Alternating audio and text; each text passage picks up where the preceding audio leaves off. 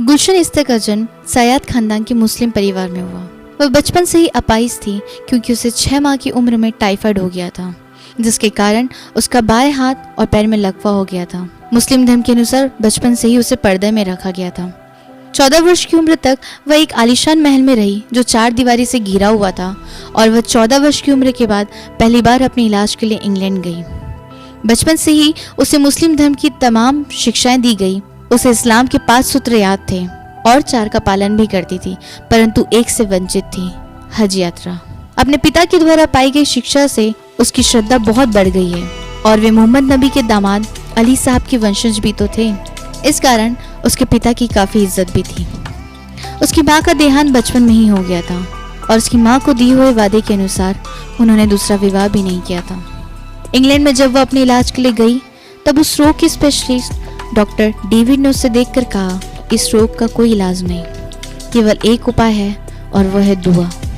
Doctor की यह बात सुनकर वह मक्का जाने की तैयार करने लगी क्योंकि वहां पर स्वस्थ करने वाला जमजम नाम का स्तोत्र है, वहां उनके दिल की मुराद पूरी हो सकती है। गुलशन कुछ दिन इंग्लैंड में रहकर अपने पिता और सेविकाओं के साथ मक्का पहुंची।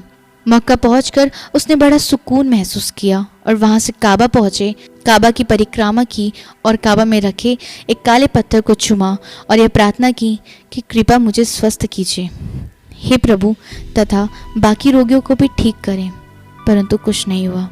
इसके बाद गुलशन ने इब्राहिम के स्थान पर जाकर प्रार्थना की, कृपया मुझे स्वस्थ कीजिए। वही मस्जिद के आहने में साफा और मारवा नाम की 2 टीले थे जहाँ हाजिरा और इस्माइल के इनके नीचे दफनाया गया था। और फिर वे आबे जमजम के पास गए। वहां पर लोग स्टील के जग में वहां का पानी भरकर पी रहे थे, जिसे उसने भी पिया और उसके पिता ने यह जल चमड़े की थैली में भरकर रख लिया कि कुछ जल पाकिस्तान ले जाएंगे और कुछ जल गुलशन के सर पर उंडेल कर उसकी चंगाई के लिए स्नान कराएंगे। वे वहां से मीना भी गए और उस स्थान पर भी जहां पर अब्राहिम अपने बेटे को बलि के लिए ले गए थे, परंतु वे लोग वहां पर ज्यादा देर नहीं रुके, वापस हज शिविर में लौट आए। कारण गुलशन की व्यवस्था थी। हज शिविर लौटते ही तुरंत गुलशन को स्नानगृह में ले जाकर एक स्टूल पर बैठाकर उस पर एक बाल्टी का जमजम का जल उंडेला गया। उसने स्नान के बाद देखा शायद वह स्वस्थ हो गए हो, परंतु वह स्वस्थ नहीं हुई थी। उसके पिताजी उसका इंतजार कर रहे थे। वह बाहर आई, परंतु जैसी की तैसी। वह हज करके वापस अपने घर लौटी। लोगों ने उनका स्वागत सत्कार किया। घर आते ही कुछ दिनों में उसकी बड़ी बहन की शादी हो गई। गुलशन ने अपाहिज अवस्था में ही अपने घर में रहकर मैट्रिक की परीक्षा पास की। एक दिन उसके पिता किसी काम में कहीं गए थे और भीगते हुए वापस आए और आकर उनका स्वास्थ्य खराब हो गया। फिर कुछ समय बाद उनका देहांत हो गया। अब गुलशन अकेली हो गई थी। पिता के गुजर जाने का उसे अत्यधिक गम हो गया क्योंकि उसके पिता ने उसे बचपन से ही बड़ा प्यार किया था। आंसू बहाते हुए गुलशन रात को सो गई। सुबह के लगभग 3 बजे उसकी आंखें खुली। वह गम के सागर में खो गई और विचारों के भंवर में फंस गई। अपनी अवस्था, अपने अकेलेपन के बारे में सोच रही थी। वह अपने विचारों में खोई थी और अपने मृत पिता के बाद कैसे जीवित रहे सोच रही थी। तभी उसने एक धीमी प्रबल आवाज सुनी। अंधों को आंखें किसने दी? बीमारों को किसने चंगा किया? कोढ़ियों को किसने ठीक किया? मरे हुए को किसने जिंदा किया? मैं ही यीशु हूँ, मरियम का पुत्र। कुरान में सूरा मरियम में यीशु के बारे में पढ़ो। सुबह परिवारजनों के साथ अपने पिता की कब्र से लौटकर वह घर आई और एक नौकरानी से उर्दू की कुरान बुलवाई और रात के एकांत में उसे पढ़ा। उसने उसे नबी यीशु के बारे में पढ़ा। उसके पिता की मृत्यु के 40 दिन हो जाने के बाद उसके भाई को फिर बताया गया और उसके भाई ने जो लाहौर में था उसके हिस्से की जायदाद उसे देकर अपने साथ ले जाने की इच्छा व्यतीत की। तब गुलशन ने झंग में ही रहने की बात कही। कारण यह था कि वह झंग में ही रहकर चंगा करने वाले नबी यीशु को जानना चाहती थी। रात को फिर कुरान खोला और यीशु के बारे में पढ़ा, परंतु समझ नहीं पाई। उसे मनुष्य के विचार याद आने लगे जो यीशु के बारे में उसने सुने थे, परंतु वह यीशु जो साधारण मनुष्य नहीं मान सकी, क्योंकि उससे यीशु ने जिस तरह बातें की थी जीवित अवस्था में, वह उसके हृदय में बीत गई थी। उसे भरोसा हो गया था कि वह यीशु को पवित्र कुरान के पन्नों से जान ही पाएगी। धीरे धीरे 3 साल बीत गए और वह रोज रात को कुरान पढ़ती और चाहती कि वह हर उस जगह को पढ़ सके जहां यीशु के बारे में लिखा है। गुलशन को यीशु ने इस बात की आशा हो गई थी कि यीशु उसे चंगा कर सकते हैं। अब उसने यीशु से प्रार्थना करना प्रारंभ कर दिया। एक दिन सुबह 3 बजे उठकर गुलशन प्रार्थना करने लगी और यह प्रार्थना वह बड़ी जिद के साथ कर रही थी। और उसने कहा, यदि तुम मुझे चंगा नहीं कर सकते तो कारण बताओ, मैं इससे आगे नहीं बढ़ सकती। इसके बाद उसने जो देखा वह अलौकिक था। गुलशन का सारा कमरा रोशनी से भर गया और वह रोशनी सूरज के प्रकाश से भी अधिक हो गई। गुलशन ने घबरा कर अपना मुंह ढक लिया। उसने सोचा कि बाग का आली आम के चोरी हो जाने के डर से लाइट जलाया है, परंतु ऐसा नहीं था। ये रोशनी उसकी नहीं थी। गुलशन ने कमरे की खिड़की दरवाजे अच्छी तरह से बंद थे। अपने पलंग से कुछ दूर गुलशन ने लंबे लंबे चोगे पहने कुछ आकार देखे। यह 12 आकार एक पंक्ति में खड़े थे और उनके बीच में 13वां आकार उसने कुछ अधिक लंबा और अत्यधिक प्रकाशमान था। गुलशन पसीने से तर हो गई थी। उसने सिर झुकाकर पूछा, हे ईश्वर, ये कौन है? दरवाजे और खिड़कियां बंद होने के बावजूद अंदर कैसे आ गए? इतने में एक आवाज सुनाई दी, गुलशन उठो, मैं मरियम का पुत्र यीशु हूँ। यही वह मार्ग है जिसे तुम खोज रही हो। तुमने मुझसे प्रार्थना की, देखो तुम्हारे सामने खड़ा हूँ, तुम उठकर मेरे पास आओ। यीशु, मैं अपाहिज हूँ, कैसे आ सकती हूँ? यह कहकर गुलशन रोने लगी। मैं यीशु हूँ, तुम उठकर मेरे पास आओ। उन्होंने फिर कहा। गुलशन असमंजस में सोच रही। तीसरी बार यीशु ने कहा, बेटी उठकर खड़ी हो जाओ। 19 साल की गुलशन के अपाहिज जीवन में एक नया जीवन प्रवाहित होने लगा। पहली बार पैर जमीन पर रखकर वह खड़ी हुई, फिर कुछ कदम दौड़कर यीशु के पैरों के पास जा गिरी। सूरज से भी अधिक प्रकाशमान वह स्वच्छ रोशनी ने उसे ढक लिया। वह रोशनी उसके दिल दिमाग में फैल गई और उसे कई चीजें समझ में आने लगी। यीशु ने अपना हाथ बढ़ाकर गुलशन के सर पर रखा। उसने उसकी हथेली में एक छेद देखा। उसके हाथ से निकलने वाली किरणों का प्रकाश गुलशन के हर वस्त्र में पड़ते ही सफेद दिखाई देने लगे। फिर वह गुलशन से बोले, मैं यीशु हूँ, मैं इमानुएल हूँ, मैं ही मार्ग, सत्य और जीवन हूँ। मैं हमेशा जीवित रहने वाला हूँ, शीघ्र ही इस संसार में वापस आने वाला हूँ। देखो, आज से तुम मेरी गवाह हो। तुमने अभी आंखों से जो कुछ देखा उसे मेरी प्रजा तक पहुँचाना। आज से मेरे जन तुम्हारे जन हो गए हैं। पूर्ण विश्वास से मेरी गवाही मेरी प्रजा को दो। तुम्हें इस वस्त्र और अपने शरीर को संभाल कर कलंक रहित रखना होगा।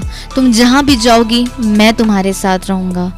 आज से तुम इस प्रकार प्रार्थना करो, हे हमारे पिता, तू जो स्वर्ग में है, तेरा नाम पवित्र माना जाए, तेरा राज्य आए, तेरी इच्छा जैसे स्वर्ग में पूरी होती है वैसे इस पृथ्वी पर भी पूरी हो।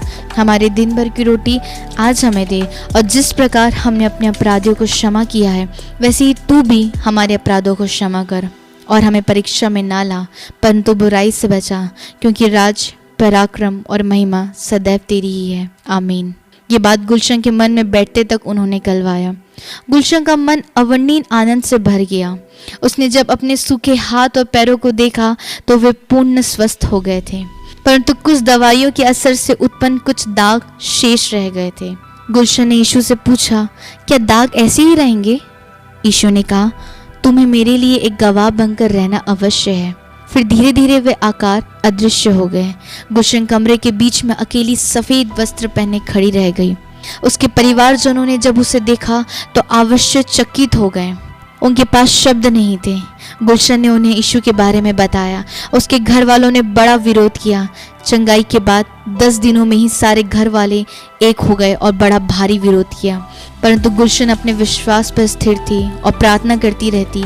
उसके मन में इंजिल पढ़ने की इच्छा थी। एक दिन प्रार्थना के दरमियान उसे दर्शन में यीशु एक जगह पर ले गए और वहां कई मनुष्यों में से एक को दिखाते हुए कहा, तुम्हें इस व्यक्ति से इंजील मिलेगी। तुम्हें उत्तर की ओर 10 मील जाना होगा। गुलशन को 21 दिन हो गए थे। वे स्वस्थ हुए। वह एक दिन अपना शिक्षिका के घर गई और वहां से बगैर बताए वह एक टांगे पर बैठकर उत्तर की ओर 10 मील गई। जहां एक चोच था, गेट के अंदर जाने पर उसे वही आदमी दिखा। वह उस आदमी के पास गई और उससे नया नियम इंजील मांगा। तब वह व्यक्ति उसके परिवार के बारे में जानकर घबरा गया, परंतु गुलशन के द्वारा अपनी गवाही बताई गई और प्रभु की प्रार्थना भी सुनाया गया। तब वह व्यक्ति अपने घर के अंदर प्रार्थना करने गया और आधा घंटे बाद वापस लौटकर कहा, मैंने प्रभु से पूछा, उन्होंने तुम्हें नया नियम देने कहा है। उस व्यक्ति ने गुलशन को साथ ही एक पुस्तक और दी, कार्टेज के शहीद। वह इन्हें लेकर अपने घर लौटी और चुपके से नया नियम पढ़ने लगी, मानो बड़े भूखे और प्यासे को पानी और भोजन मिल गया हो। बाइबल पढ़ते पढ़ते गुलशन ने बपतिस्मा के बारे में पढ़ा। उसका मन बपतिस्मा लेने के लिए तड़पने लगा। वह फिर उसी घर में पहुंची जहां उसे बाइबल मिली थी। वह व्यक्ति एक मेजर था। गुलशन ने उसके घर जाकर उससे कहा, मुझे बपतिस्मा लेना है। वह व्यक्ति बड़ी देर तक गुलशन को समझाता रहा। तब उसने गुलशन से कहा, बेटी हम बपतिस्मा नहीं देते। और भी कई सम्मति उन्होंने गुलशन को दी। गुलशन ने अपने आप को तैयार किया, अपने घर गई और अपना घर परिवार सब छोड़कर मेजर के घर पहुंची। एक मेजर और उनका परिवार उसे लाहौर ले गया। वहां उसे असलम खान पादरी के घर पर रखा गया। वह असलम खान के घर में रही और बपतिस्मा के लिए उसे काफी इंतजार करना पड़ा। जो शारीरिक श्रम उसने कभी नहीं किया उसे वह करना पड़ा। आदत ना होने के कारण अक्सर गलतियां हो जाती, परंतु फिर भी वह सीखती रही। उसे क्या पता था कि पादरी असलम खान उसकी परीक्षा ले रहे हैं। फिर उसका बपतिस्मा एक टैंक में हुआ। वह लगातार चर्च जाती और सीखती रही। अपने परिवार से फोन पर संपर्क किया, परंतु भाई ने यह कह दिया कि तुम हमारे लिए मर गई। पत्रों का आदर प्रदान चलता रहा। गुलशन को अंधे बच्चों के स्कूल में मैट्रन का काम मिल गया। वह वहां रहकर अंधों बच्चों की सेवा करने लगी। इसी बीच उससे 25 दिसंबर को उसके जीजा मिलने आए और कहा कि तुम्हारी बहन की तबीयत 3 माह से खराब है। उसके बचने की आशा नहीं है। 7 माह का गर्भ गिर गया, खून भी बहुत बह गया। वह बार बार तुम्हारा नाम ले लेकर पुकार रही है। गुलशन ने प्रभु से प्रार्थना की, हे प्रभु क्या मैं जाऊं? प्रभु ने कहा, तुम जाओ, मैं उसकी रक्षा करूंगा। अपने जीजा के साथ घर पहुंचते ही उसे खबर मिली कि उसकी बहन मर गई है। वह अपनी बहन के शव के पास खड़े होकर फूट फूट कर रोने लगी और प्रार्थना की, हे प्रभु आपने कहा था मेरी बहन की रक्षा करोगे। यीशु ने कहा, मत रो, यह मरी नहीं जीवित है। गुलशन ने तुरंत रोना बंद कर सबसे कहा, दीदी मरी नहीं, जिंदा है। लोगों ने गुलशन की बात सुनकर कहा, यह पागल हो गई कहकर उसे एक कमरे में बंद कर दिया। दूसरे दिन सुबह उसे उसकी बहन का चेहरा दिखाने ले गए। तब दीदी के शरीर को आखिरी बार नहलाने ले गए। अचानक शव का हाथ कांपा और अनीस जिंदा हो गई। सारे घर में भगदड़ मच गई। बहुत लोग जमा हो गए थे। मौलवी और डॉक्टर आश्चर्यचकित थे। पुनः जीवित होने के बाद गुलशन की बहन ने कहा, मैं मरी नहीं थी, सो गई थी। मैंने स्वप्न में देखा मैं एक सीढ़ी के ऊपर चढ़ने के लिए कदम रखने वाली हूँ और ऊपर सीढ़ी के दूसरे छोर पर एक व्यक्ति नजर आया। वह श्वेत वस्त्र पहने स्वर्ण मुकुट धारण किए था। उसके माथे से तेज निकल रहा था। मैंने उसका हाथ अपने ऊपर देखा। उस हाथ से रोशनी की किरणें निकल रही थी। उन्होंने कहा, मैं यीशु मसीह हूँ, राजाओं का राजा तुम्हें वापसी पृथ्वी पर भेज रहा हूँ। मेरे द्वारा नियत समय पर तुम्हें यहाँ वापस बुलाऊंगा। उसके बाद मैंने आंखें खोली और मैं यहाँ हूँ। अब गुलशन अपनी बहन के घर में ही रहकर बाइबल की शिक्षा देने लगी और अपनी बहन को स्वयं ही घर के हौज में बपतिस्मा दिया। बाद में उसके जीजा के दुर्व्यवहार के चलते उसे अपनी बहन का घर छोड़ना पड़ा। वह अपनी बहन की सलाह पर रावलपिंडी में अपनी बहन की सहेली के घर पहुंची, पर वहां पर उस औरत और उसके पति ने षड्यंत्र कर गुलशन को जेल पहुंचा दिया। जेल में गुलशन के व्यवहार के कैदी महिलाओं के जीवन में यीशु की ज्योति जली। फिर अपनी बहन के हस्तक्षेप से वह जेल से छुटकर एक अखबार में काम करने लगी। इस बीच उसकी सहायता कई मसीह परिवारों ने की। वह जहां जाती वह उसे अपने गवाही के कारण अपने जाति भाइयों से कष्ट उठाना पड़ता और उसे अपनी गवाही पर स्थिर रहने के कारण प्रेस रिपोर्टर की नौकरी से भी हाथ धोना पड़ा। कुछ समय बाद फोरोमोन क्रिश्चियन कॉलेज की कलीसिया के प्रमुख आकार गुलशन से मिले और उसे अपनी कलीसिया में प्रचार करने के लिए बुलाया और वहीं से गुलशन के जीवन में नया मोड़ आया और वह निरंतर मसीह के प्रचार कार्य में आगे बढ़ती गई। उसने अपने देश ही नहीं परंतु विदेशों में भी अपनी गवाही दी और बार बार परिवार से प्रताड़ित होती रही। फिर भी उसने यीशु मसीह के चेहरे की ओर देखा और उसका चेहरा मसीह की ज्योति में चमकता रहा।